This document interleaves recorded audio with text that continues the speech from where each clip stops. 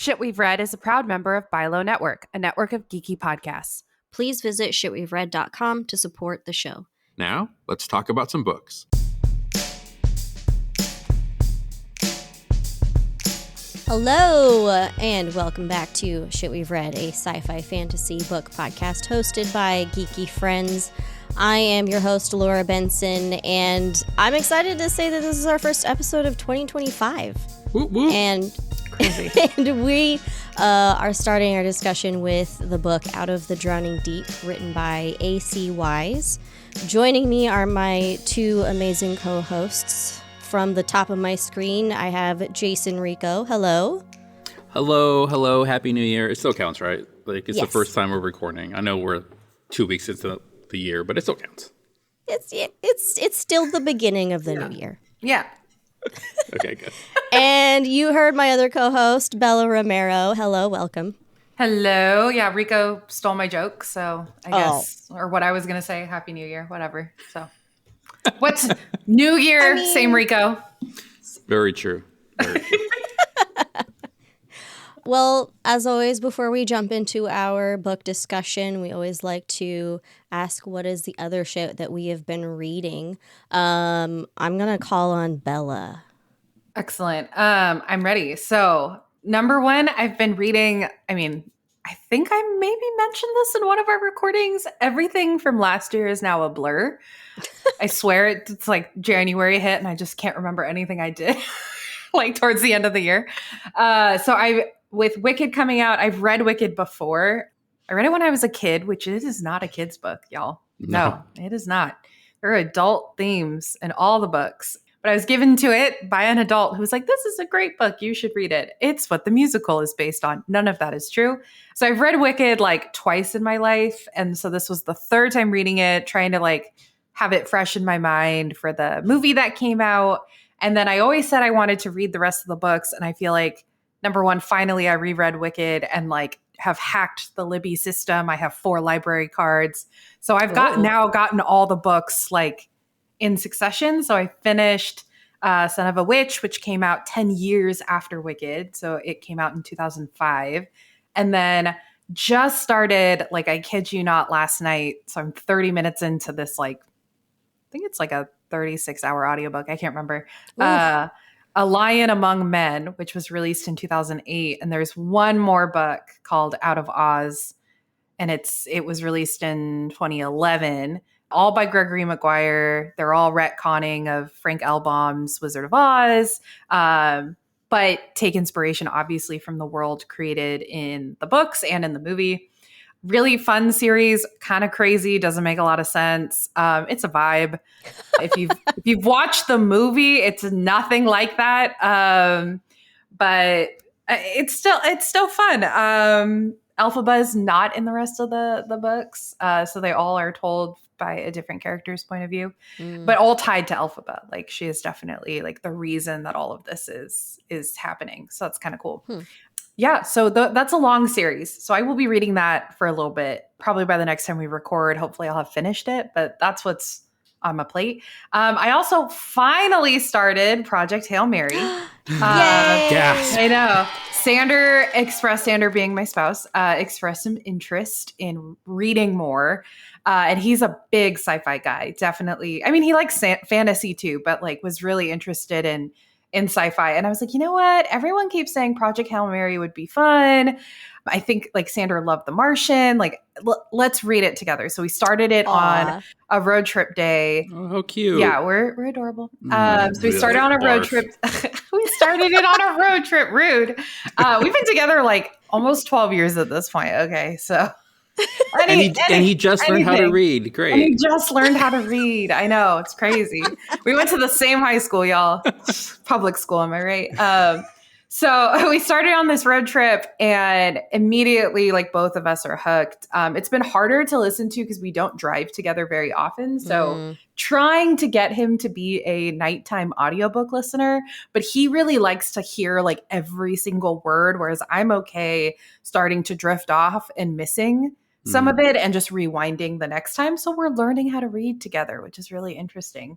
But he definitely likes it more than me. Sorry, Laura. It's a lot of science It's a lot of science. The mystery is super interesting. It's just a little heavy on the science. He loves it though. He's like, oh, yep, that's physics. And I'm like, okay, cool. I didn't care. I just want to know what the fuck is going on. And it's like 5 hours into this book and we're still learning our name. Cool. I can see him loving that book because of how technical it is. He fucking loves how technical it is. Yeah. Like he's every step of the way, he's like, Like, as if he's also conducting experiments. When I read and also listened to the audiobook for this for it, I didn't always understand the science of it, but the way that it was written made me feel like I kind of understood what was happening. Yeah. And that made it more enjoyable for me. And I felt like it was far easier to understand compared to The Martian. I felt like The Martian was more heavy on the science. Never reading that book. Yes, I understand science for the most, like real science, not fake science. And this book is very much like real science with a fake application of it. So like I generally am like, okay, I get what's happening here. And that's been fun to talk with Sandra about, like, and realizing I do know more about science than I lead on. However, I don't want to do this much science for fun. Reading is my escape. So I was like, oh my God, this is mostly science experiment talk. Cool. Which is very interesting. It is very fun. However, this will be my last foray into a book like this. But it is fun. And I appreciate that it's brought me and Sander closer with a book, like a book that we both enjoy listening to. Like, yeah. That's nice. Yeah. Don't quote me on this because it's been a while since I've read it. But what from what I remember is it gets less dependent on the science, like the last half of the book. And that's that when was the my story theory. really kind of like develops, and that's when you get hooked. So yeah, that's my theory too. So that's what I'm like holding out for. But and I do still want to listen to it. Like I'm like, let's get through it. Like I want to hear what the payoff is. Similar with The Martian, where I was like, yeah, there's a lot of science, but like what's happening? The movie, not the book. Apparently, I'd hate the book, so never reading that. You probably would. Honestly, I don't think you would like the book. Yeah, I'm already like, there's a lot of science. Also, can't imagine Ryan Gosling playing the main character.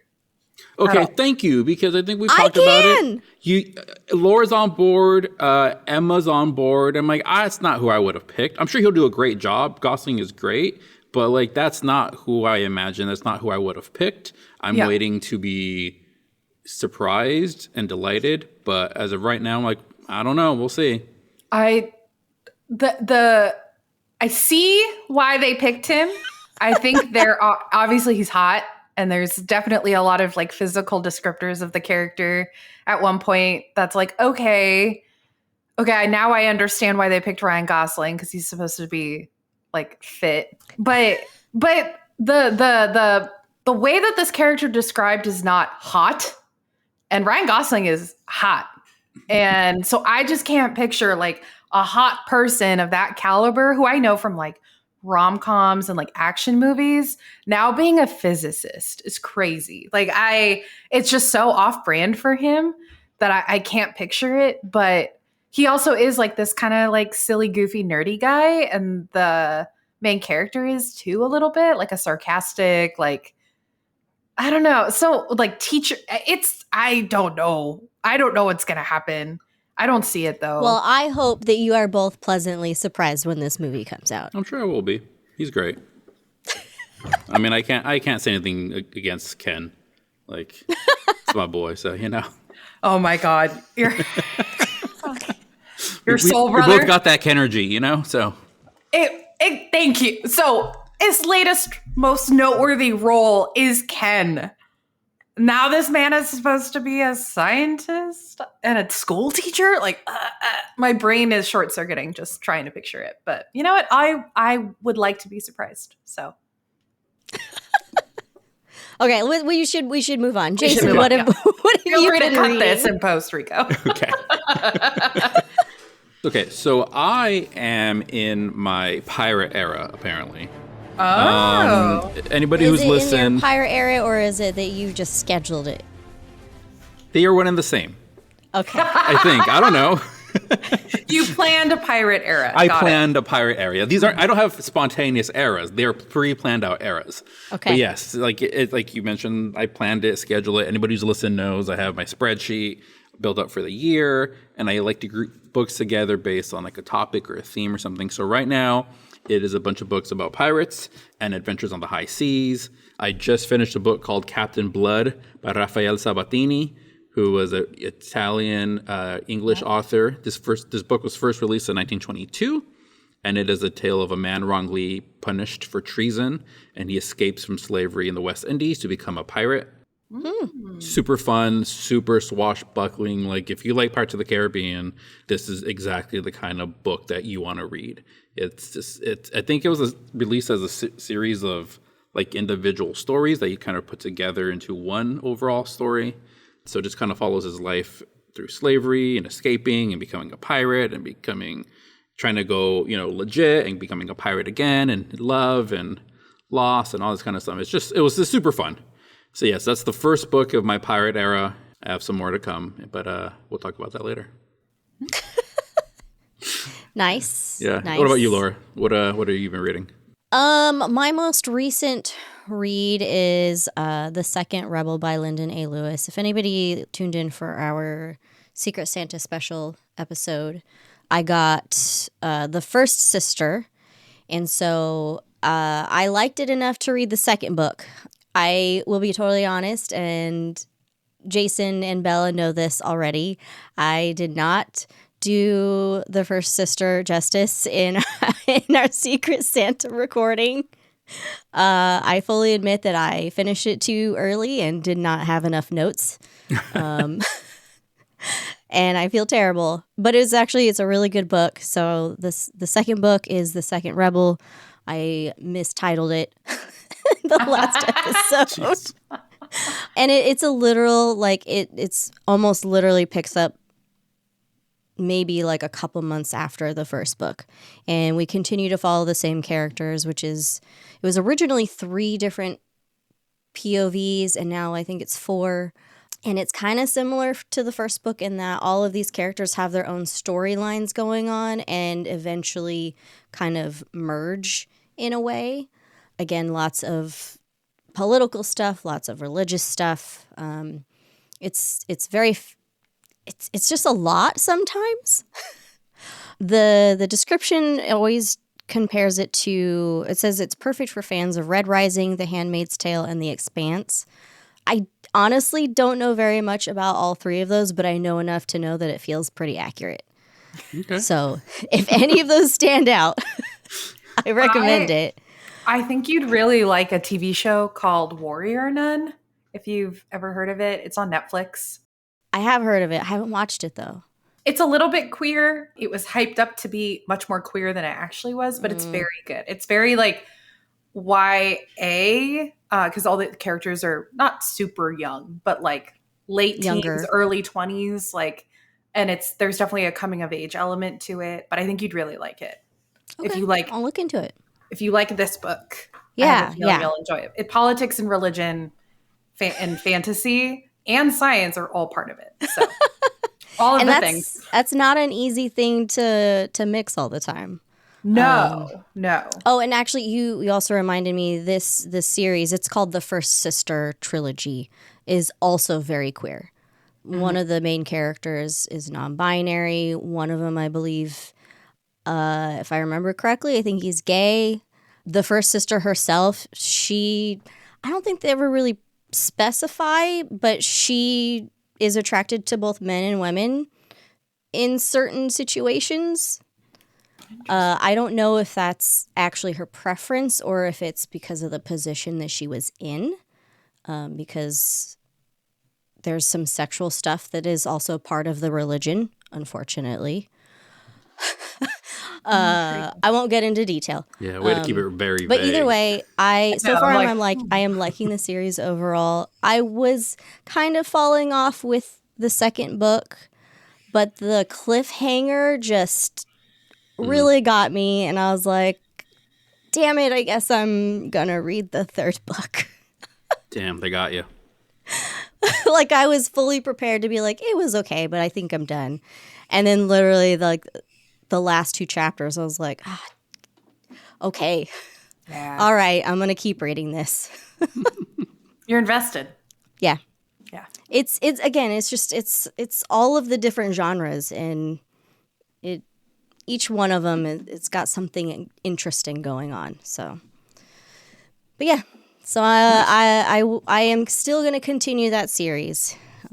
Spoiler, thank you to Emma Skies for getting me into this series. Now, remind me, what did Emma intend to give you this book, or did you get out on accident?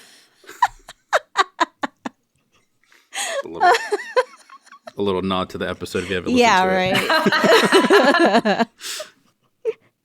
All right, you guys want to jump into the featured book? Yes. Ready. Okay, so we read Out of the Drowning Deep by A.C. Wise. It is a sci-fi fantasy novella published September 2024 by Titan Books. Just a really quick content warning: religious trauma, addiction, death, murder, suicide, and grief.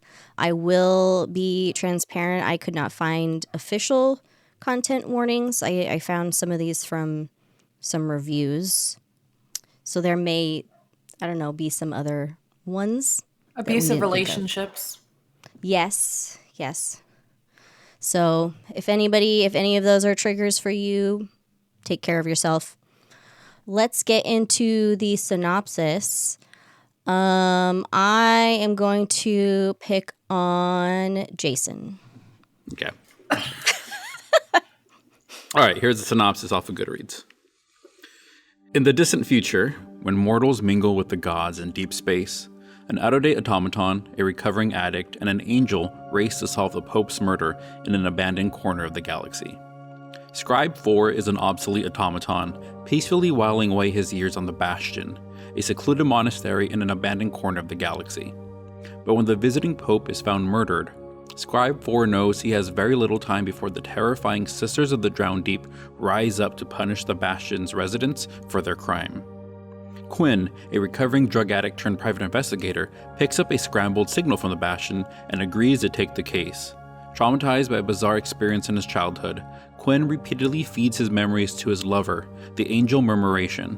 But fragmented glimpses of an otherworldly horror he calls the Crawling Dark continue to haunt his dreams. Meanwhile, in heaven, an angel named Angel hears Scribe 4's prayers.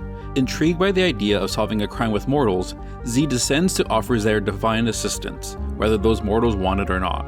With the drowned sisters closing in around the Bastion, Scribe 4, Quinn, and Angel race to find out who really murdered the Pope and why. Quinn's missing memories may hold the key to the case, but is remembering worth the price? Thank you. I'll clean it up in post. Why do you think I went, yes? All right. Thank you, Jason, for reading that for us. Before we get into spoilers, let's do non-spoiler review, first impressions. What did we think of it? I did end up really enjoying this book, but not as much as I thought I was going to based on the first 5 chapters. When this novella first started, I was like, oh, I am loving this. This has a sprinkling of everything. It has sci-fi, it has fantasy, it has, religion, it has mystery. There's just so much to sink your teeth into. And literally chapter 6, I stopped after chapter 5 for the night. It's like, all right, I'll continue tomorrow morning. And the next day, it was like, oh, it's losing me a little bit. Not enough to not enjoy the book. I definitely would love to read more in this world. I hope there's more to come in this world. If it's a one and done, that's great too. But yeah, I really enjoyed this book. I think it's interesting. It's quite unlike other things that I have read, in that it's a little bit of everything all put together into a weird little salad that is satisfying. Okay. Interesting, because I did not enjoy this book. Really? I also expected to like it more than I did. I love anything that sort of brings in like religion, especially like all religions exist at the same time.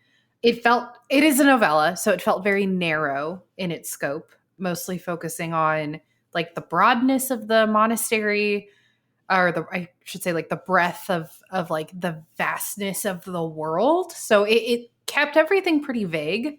I don't feel like things were like very clearly defined in that, like it was like every religion exists. And I'm like, okay, but like, is it just the religions we know? Are there other religions out there? Like, I don't know. I just wanted a little bit more world building.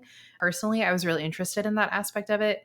But I don't know, like the mystery didn't really pay off for me. The characters were kind of annoying. Yeah, I expected a very different book than what we got. Okay. Laura?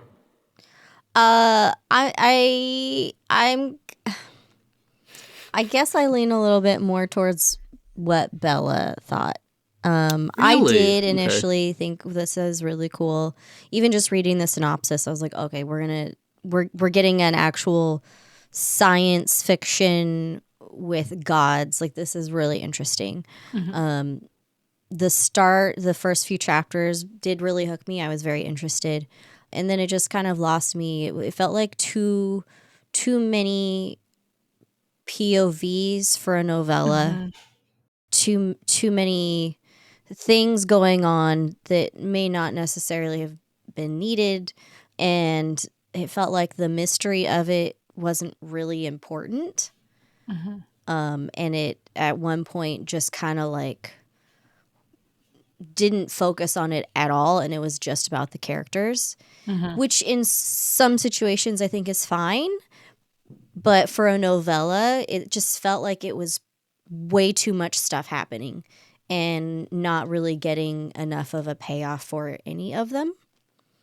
I did like certain things about it, but they were very small details. And I will say, I might have mentioned it a few times in the past. I have a little bit of my own religious trauma that's nowhere near as bad as the stuff that a couple of our characters in this book have gone through. But there were certain times that I did feel a little triggered, and I considered not finishing it. And I was really debating, but I decided it was a novella. It wasn't focused on this trauma that they have. It's there. It's part of who they are, their experience. And I was able to move past it and keep reading. But looking back at it, I was like, I don't know that I would really necessarily want to read something with some of these details in it. Yeah. That said, it was a quick read, though. I felt like it dragged on. What? Oh, no. I had a really hard time reading this book. Interesting. The like middle section was so long, like between like 30 and 50%. I was really struggling. Maybe even like 20 and 50%. Like I was really struggling. Okay, well, maybe we should get into spoilers then, I so think we we can talk should. about the details. I think we should. Yes. Yeah? Yes. Okay. If anybody does not want to get spoilers yet, they want to read it first, pause now, come back, and then get all the details. All right, I really want to hear more, Bella. So I agree. It started off really strong with the premise of what did this kid see? How did the Pope die? That's like the central mystery of it all. I loved the automaton inclusion. I thought that was really cool. Just learning more about Scribe 4 and the automaton technology and like their sort of otherness in this world. Super interesting. I think that was my favorite character was Scribe 4. Yeah. Felt the most thought out. Their role was clear. Mm-hmm. The boundary of the role was clear, if that makes sense. Like I never really questioned like what their purpose was, what their like their reactions made sense to what was happening. Their involvement in the plot made sense. loved sort of some of their features as an automaton that made them different from humans, that brought like an extra layer to what was happening throughout the story, especially with the mystery and like all the trauma that's brought up. Like they're not a human, but they've been with humans for so long, they've learned things. It was really cool.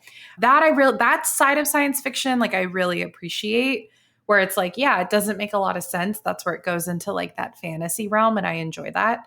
I did not like the Angel character, whose name is Angel. Quite annoying, in my opinion. Did not understand like the point of that character other than to be a tool for them to use for like to move around. Like literally, I felt like it was like, okay, when I need to move the story and I'm trying to keep this as a novella, Angel is conveniently there. And I think also to serve as like a trigger for our main character's trauma with their partner, Murmuration, who is also an angel. So like didn't really give me anything, especially like in the mystery part later, the payoff later. Didn't really understand what they did. Like I know what it is. I would have liked a little bit more explanation of like the boundary of their role. It just was like, I sense the godly power is like this imminent power, and I understand why people can abuse it. And I was like, what can it do? What can that godly? Anything? That seems too convenient. What are the rules? None? Got it. Like it felt like a loose end. That I understand it's a novella. We're not going to get into it. It wasn't like a huge plot point, but I think there were just a lot of things that were like, so why can't they save them? Why can't they do things? Or Zer, why can't Zer do? Yeah, I also neo-pronouns are. I don't have as much experience with them, so it's. Sorry if I'm butchering things, y'all. Calling myself out on that, but yeah, it was.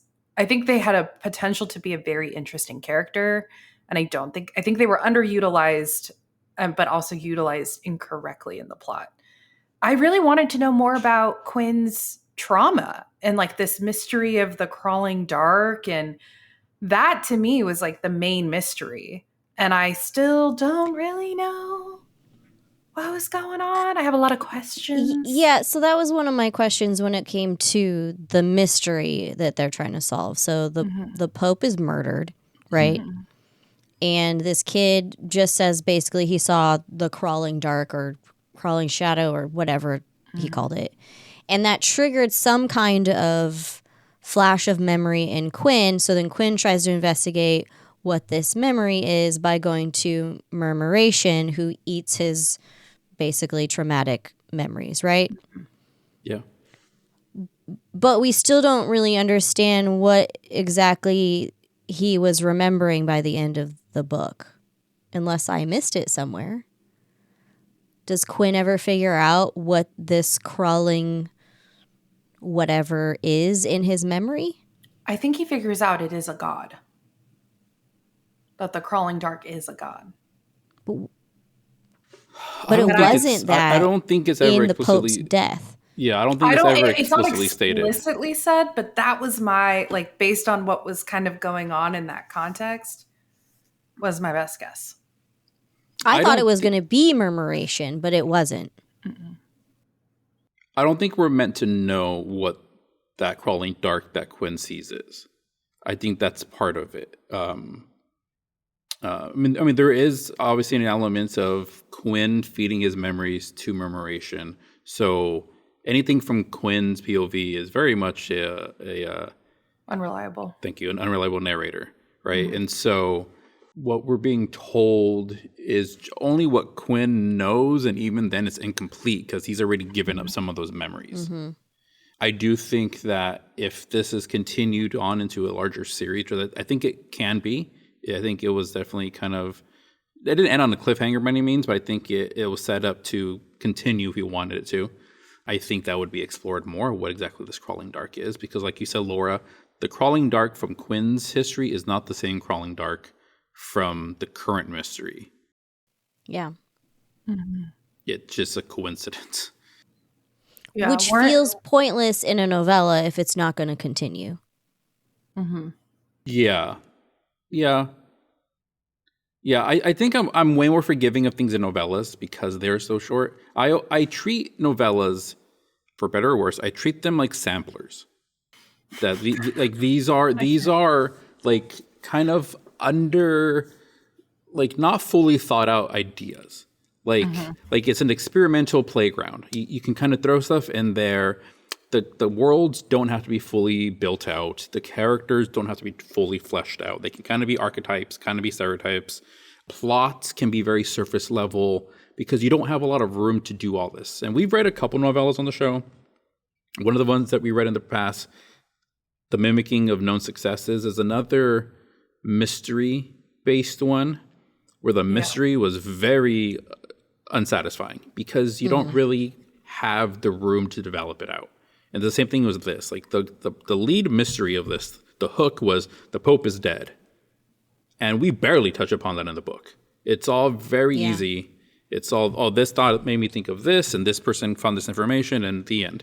There's no red herrings. There's no mislead, misdirects. It's just like, here you go. Here's the mystery. The end. And I'm okay with that in novellas. I don't mind any of that, which is why I think I'm fine with enjoying it for what it is, because there's some cool ideas here that aren't thought out. I would love to see this world. All these religions exist at once. What the fuck does that look like? What are the actual implications of that? But we're not going to find that out here, and that's fine. And I know that. Yeah. See, I could have forgiven that, but I think there were these other questions. I was like, and now I'm mad I don't even get to hear about these religions. Like, that was sort of for me, like the salt in the wound of like, so we hear about like the sisters of whatever and the Pope, which I'm assuming is Catholic, if we're going off our. I assumed, yeah.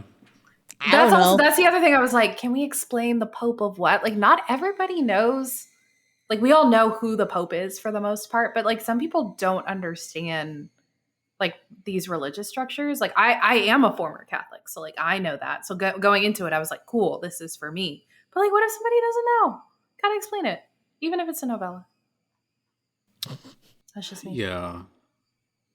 To answer your earlier question, Bello, I don't even know if it was a question, just a statement. Like, you wanted to know, are all these religions based on, like, are they actual religions? Because, like, we have the Pope, who we assume is to be the Catholic Pope, the Roman Catholic Pope. But then we have the sisters of the drowned sisters. But as far as I know, I mean, I'm not an expert in worldly religions. That's not really a religion that we have on Earth. That kind of seemed very much like a Lovecraftian kind of like Cthulhu kind of thing, which is like a fictional. It reminded me of something. A study in drowning. It kind of reminded me of the Fae and how drowning and changelings and things like that, which I guess would be like Celtic myth. So that's where I went with it. So it was still familiar enough. And keep in mind, this is not on Earth, from my understanding, because it says in the synopsis, the Bastion, a secluded monastery in an abandoned corner of the galaxy. Yeah. Oh, yeah. So it can be like world. Any religion at this point. But that's kind of why I was like, please explain that these religions are like from anywhere. And so then why the Pope? So, I mean, that's just, I can't assume it was Catholic if we're talking about like the galaxy and the world, you know? So just little details like that are like, you're assuming that we all know what that is. And then you're assuming that you've explained it, which you haven't really. That doesn't explain enough. And I don't think it needed to be like crazy, just a little more. Yeah, when you use certain terms like Pope in conjunction with terms like angel and heaven, like it's definitely going to call to mind very specific ideas based on our own human experience of here on Earth. So if it's not on Earth, which to your point, this isn't on Earth. I don't think this is Earth based necessarily, but the language that is used refers to things that we are familiar with. So yeah, I connected all those dots. And if the author didn't want that to be the case, they should have used different language, invented different language, gave things slightly different definitions, defined characteristics. Like the angel Angels, like, there was definitely imagery of lots of eyes and thousands of feathers, which goes back to biblical depictions of angels. And so, yeah, of course, it's biblical then. It's the same thing in my mind. But then there are the rules of, like, well, what can they do and what can't they do? They can do stuff when they're preyed upon. I'm not preyed upon, but, like, they're preyed to. Yeah. Preyed upon. Yeah. And so, yeah, so there's a lot of things that aren't answered, which can be frustrating. But I kind of took it more as, like, well, I would love to read more about this. Give me another book. I'm looking forward to it. The answers aren't here, and it is what it is, but let's enjoy it for what it is. Yeah, I think I would probably have, I don't know necessarily enjoyed it more, but I would have felt like it was better as more of a full book. I Because agree. there's some ideas and concepts in this that just don't work in a novella, because you're still trying to have this world building for us to understand how it works in this universe, but we just don't fully get enough information to really understand it. And I think that also, huh? Sorry, I don't. Sorry, I don't. I disagree. I don't think we need more of it. But continue. Sorry, finish your thought. Well, so it feels like the main purpose of this book is the characters, Yeah. because a majority of it focuses on them, not what they're trying to do necessarily. And so if this was written as a full novel that has more character development and more world building, then certain aspects of these characters and their journey in this story would make more sense. Maybe Angel would have had more of a purpose. Maybe we would have a better understanding of like when he froze, when Z froze up towards the end, when Scribe 4 was like, "Can you do something?" and Angel just stood there, scared. It didn't really make sense to me. If it were a novel where I keep saying his, where their Yeah. character was more built out and we had a better understanding of angels in general, maybe it would have made more sense, the choices that were made. I think there was enough there to kind of touch upon our questions. They weren't fully answered, but they were at least addressed, like why Angel couldn't intervene. Yeah, like I understood that Angel was bound by some universal otherworldly rules, and that like breaking them would cause them to.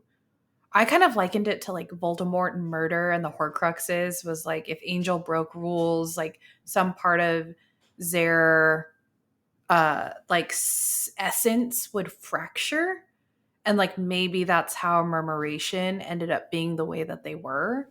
Was like breaking rules for people. Oh, I think it's over and over again. That was just my interpretation. Yeah. Well, I took it more literal based on what was in the text, in that if they did these things, they would have fallen. That's all. The angels, like they talked about the act of falling, and so if you liken it to like Lucifer, like if you act out against what you're allowed to do for whatever reason, your programming, you're allowed to, you can physically do that. You have that choice, but there are consequences to it. And I think that's what Angel was scared of in that moment. Yeah, we're talking about the same thing. Yeah. Like I don't know what it is, but that's what I'm saying. Like I likened it to like the murder, like how it fractures your soul and like you become something else. Like a shell of a human, like they would have become a different type of angel, a fallen angel. Yeah, yes, is the word fallen angel. It's used, but like that's what we're saying the same thing, and that like I know that it would have caused Angel harm, and there would be consequences. But like, describe that for me a little bit more. I didn't, because I think like to Laura's point, like I didn't have enough buy-in to be like, they can't do anything. It would ruin them forever. I was kind of like, we're just talking about like you lose a little bit of power. Isn't it worth it to save this person that you're so obviously attached to and you like want to help? Like, wouldn't it be worth like losing a little bit of that power? But maybe it's more than that. But yeah, I just think there were a lot of questions around like motivation because I didn't know the rules. Well, what I thought was funny is that the author, after the fact, kind of explained that Angel could have intervened if they wanted to, but they chose not to. But prior to that, the language in the book was that angels can only really do things if things are like prayed for. Yeah. Right. And so Angel could have just not intervened and said, "No, sorry, I couldn't do anything. Like no one prayed." And that would have been it. Like I would have accepted that based on the logic of the book. It wasn't until afterwards that Angel said, "Oh, I was scared." And that now opens up this whole can of worms. I'm like, whoa, wait, so you could have? Yeah. Things like that is a great specific example of when I was like, wait, now I feel like I need to read this again, but I don't want to. So I'm just going to keep going. No, I still liked it. I thought it was fun. There's a lot of fun things to it. I wanted more information. Like they made references, and maybe I just didn't understand it while reading it, of being able to make a god. But I felt like it didn't really explain what that meant or how that worked or why people would want to do that or anything like that. And it was frustrating because our first like real introduction to this idea is Quinn's past religious trauma from when he was a child. Basically watching his father trying to make a god, but is essentially killing this man, right? We never really get an answer of what that is, like why, like I just don't understand why that is in there other than to give him trauma. Why the idea of creating gods is in the book? Is that what you're asking? I guess. I mean, I guess for me that was part of the world building. That was a side effect of all these. I forgot what the book calls it, but there was this moment where basically all the deities like showed up together and be like, we're all here. Like everybody's represented. Anything that you believe in, we all are around.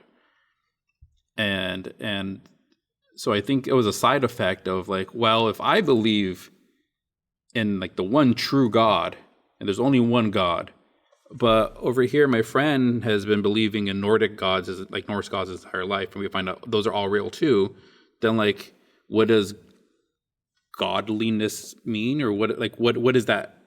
What's the meaning of that? And so I think it was kind of this side effect is like, well, all of these gods exist, and religions are constantly spinning out of other religions and offshoots, and if enough people believe in a thing, it becomes a thing. Yeah. And so I think that's what the book was trying to say, that if enough people, I'm holding up for people listening, I'm holding my bottle of water.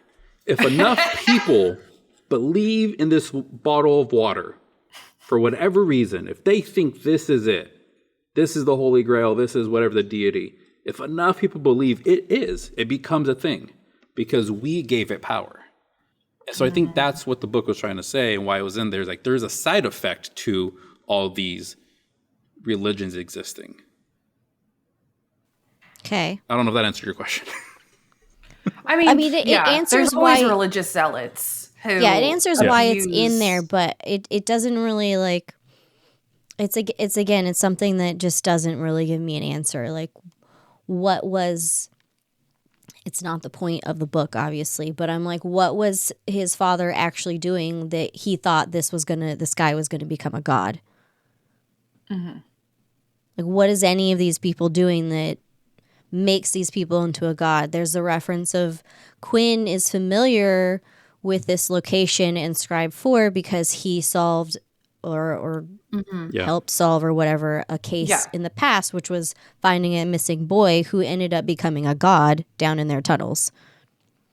I don't have any information about like what happened there. Why did this missing child suddenly become a god? You know, it's and that's just falling back into, I wish this was a longer book so that I could get more answers and more understanding of how this world works. Yeah. Jason, I feel like you're constantly, like your face is constantly like processing while we're recording this discussion. Oh my God. It is. That's just my face always. At work, they always say Taking the world in. Yeah. Yeah. Instead of resting bitch face, I have like resting like Thinking wheel of face? death face. Like, yeah, thinking face. Wheel of death. Like I'm just thinking constantly. God. I'm trying to like. I hear what you are saying, and I do not think you are wrong by any means. I hear what you're saying, and it is totally valid that this could have been a longer book that dove into these questions and these ideas more and fleshed them out. And I think, yeah, that could have been great. That would have been absolutely fine. Mm-hmm. But I'm also kind of just taking it as what it is. For whatever reason, this is a novella.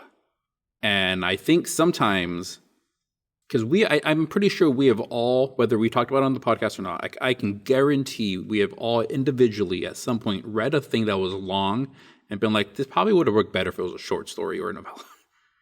Like, yeah. And that's because like sometimes things can't quite be figured out.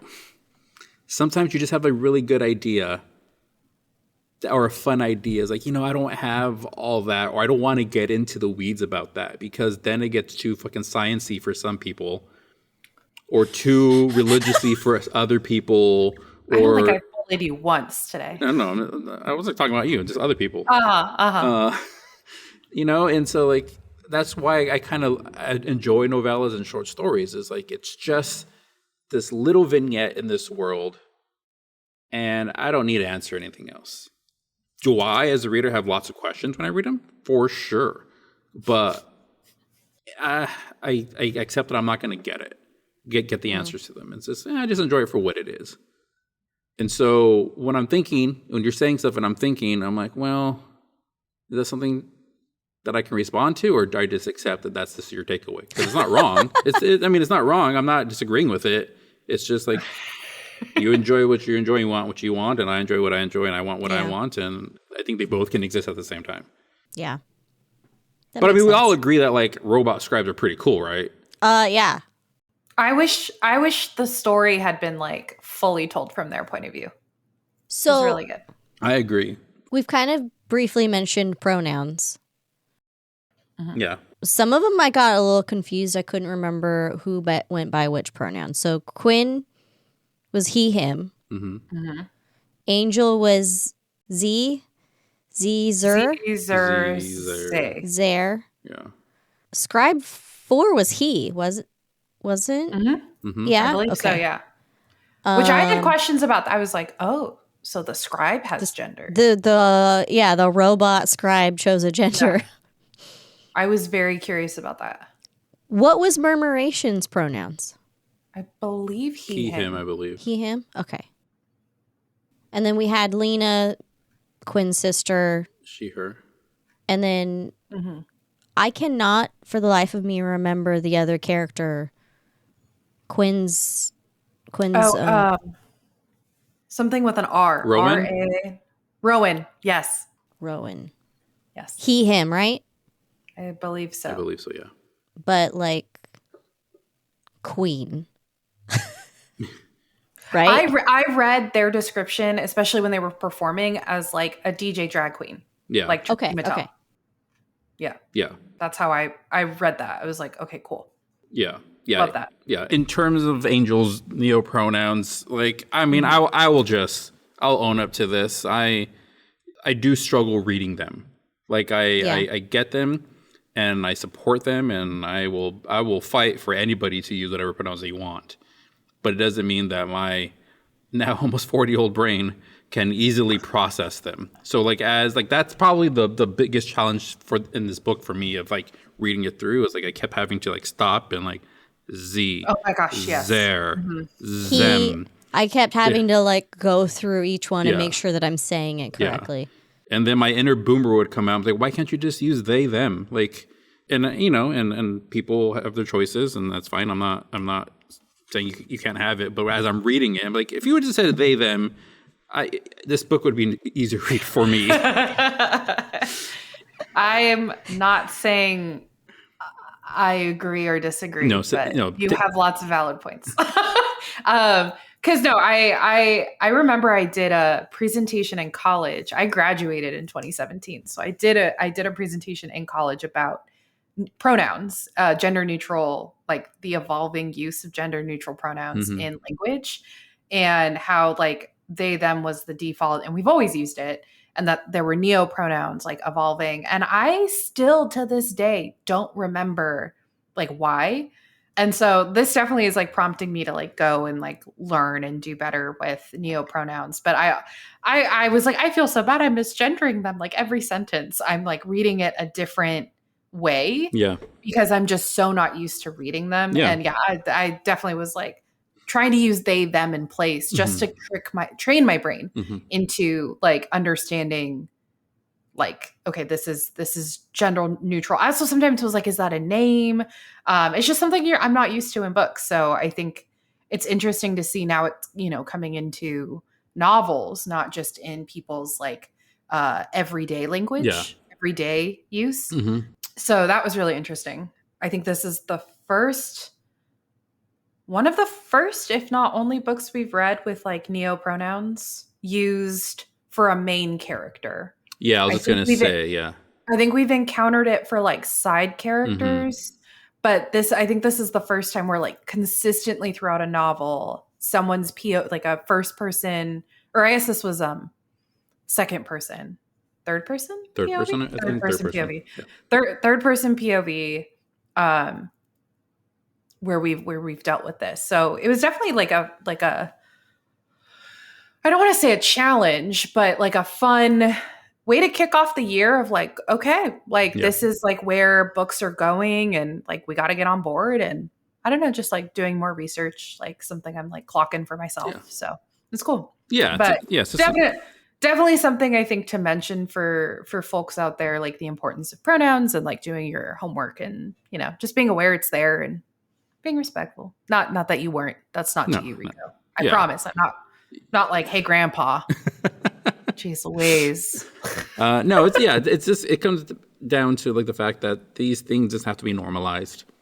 Like to your point, this is the first book that we have read, at least on the podcast, that has had a main character had the neo-pronouns. And I guarantee you probably won't be the last. And it'll just become more and more normal. I will get used to them. I'm not going to bat an eye when I see Z or any other neo-pronouns that I know are out there and I'm blanking on at the moment. It's just, the world constantly changes. Our language constantly changes. If kids today can learn new terms like Riz and, she ate and all these other things, like you can learn neo-pronouns. It's the same mental gymnastics that you have to do. Okay, Grandpa. Kids these days,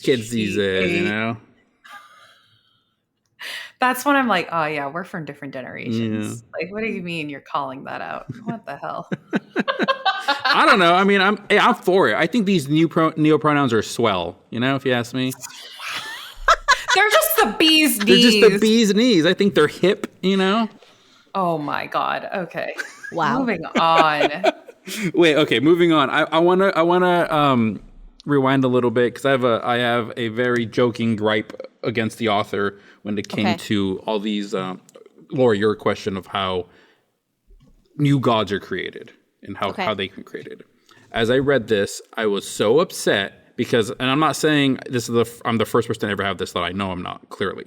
But when I was developing a D&D campaign that didn't go anywhere, one of the main things in it was that there was going to be basically an order of saints or religious figures that were created from it. Like anybody could rise to be a saint, which in my universe was kind of like the equivalent of a god. And it was annoying to read it. It was like, oh, damn it. This is the idea I had that didn't go anywhere. They stole it from me. I know it. Oh, no. That's all. That was my only. I mean, we can still do a D&D campaign. Like one day, maybe. Tell me when. Well, we'll talk about that after the show too. Any other gripes, questions as we, forayed into this book? I think for me overall, like, yeah, I wish we could go back in. Like, I would read another novella. Like, even if these were just like a bunch of little novellas, I think that would make sense. Do we know if it's a series? It doesn't look like it so far. So you're just gonna give us all these loose ends. Like, I would liken it to like an unraveled sweater, like or like an unfinished sweater with a lot of like the threads aren't woven back in. It might be, and they just haven't announced it. I mean, it did only come out.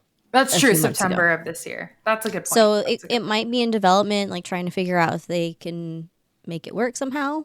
But as it looks like right now on Goodreads, it looks like it's a one and done. Damn. Such a bummer. Because I would actually read more. So I would consider it. Maybe. Fair enough.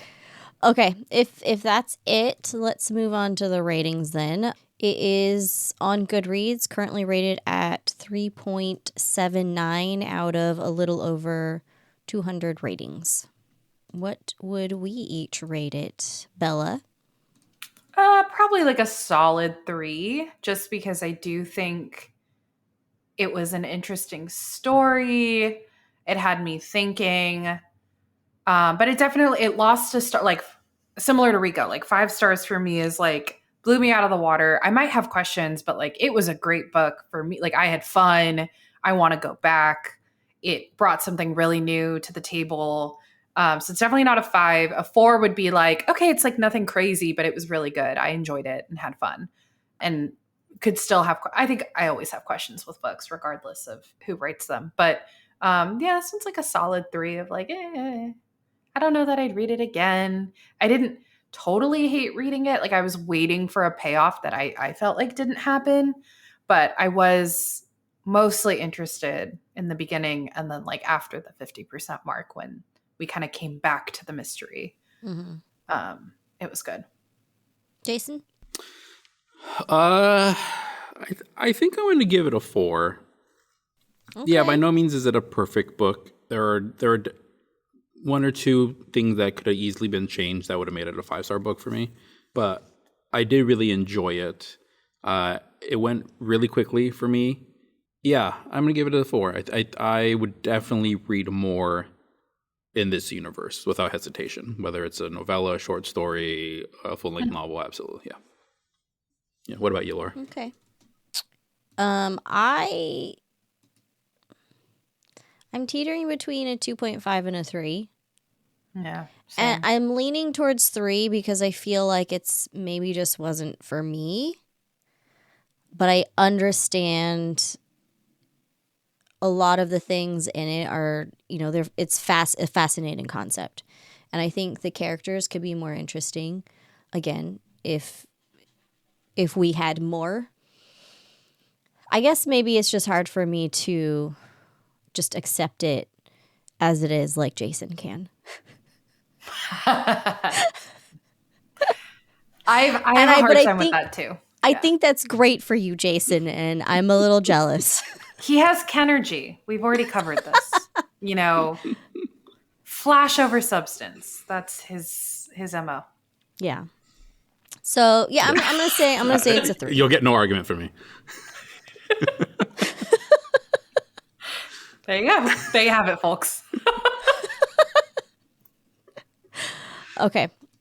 Before we wrap up here, what's some of the shit we're reading next?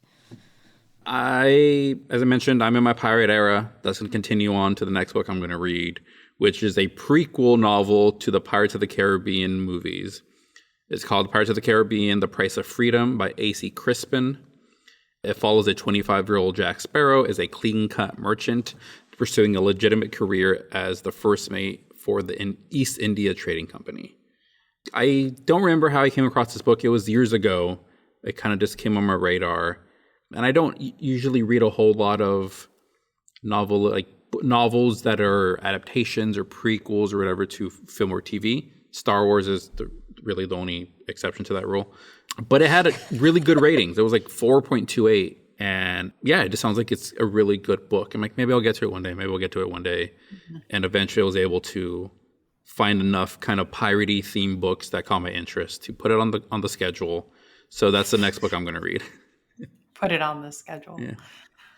Okay. What about you, Bella?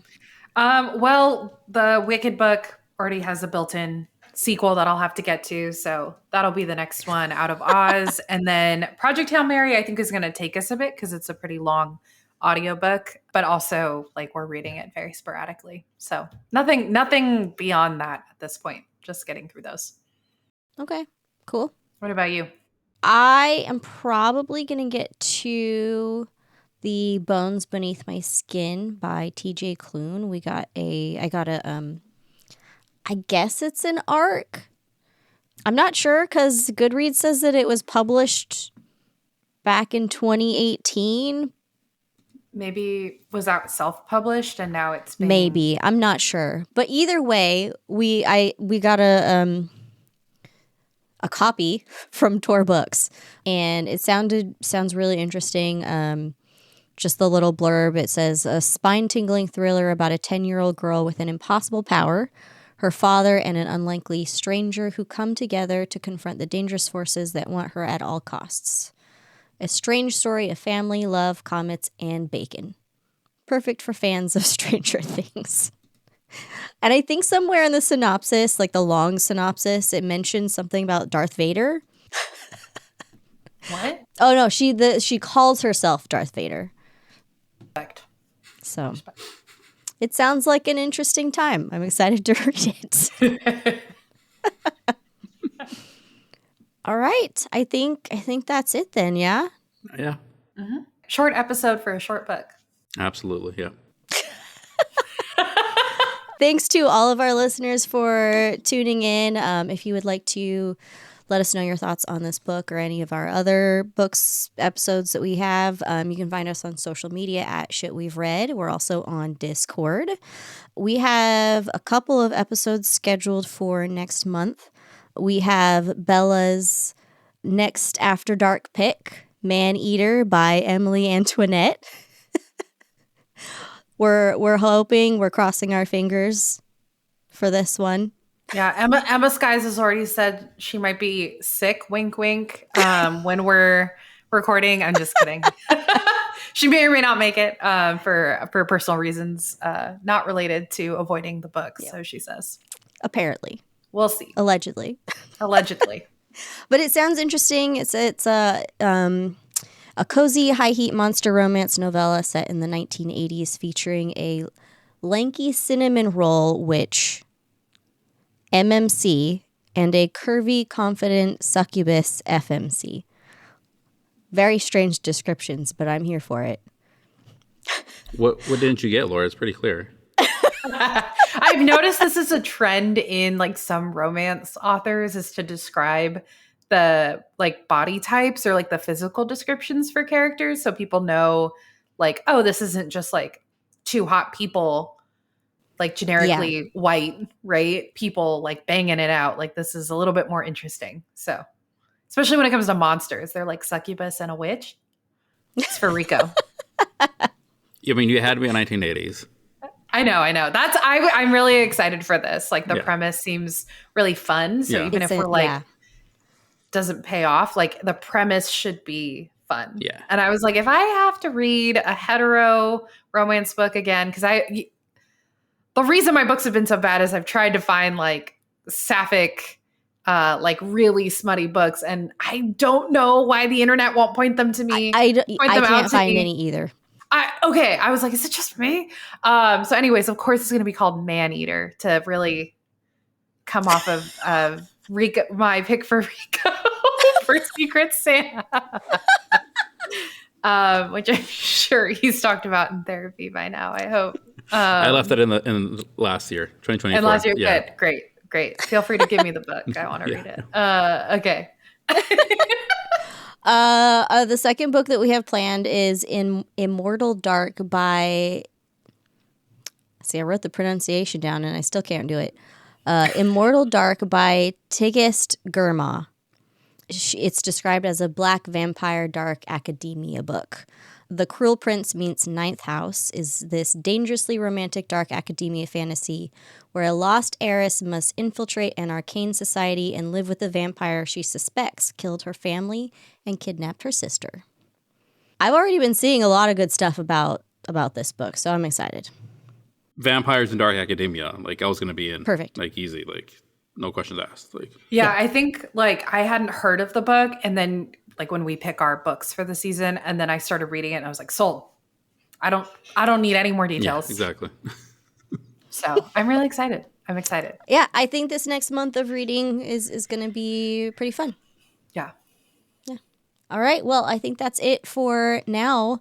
Thank you both for joining me for this episode, and I am excited for next month.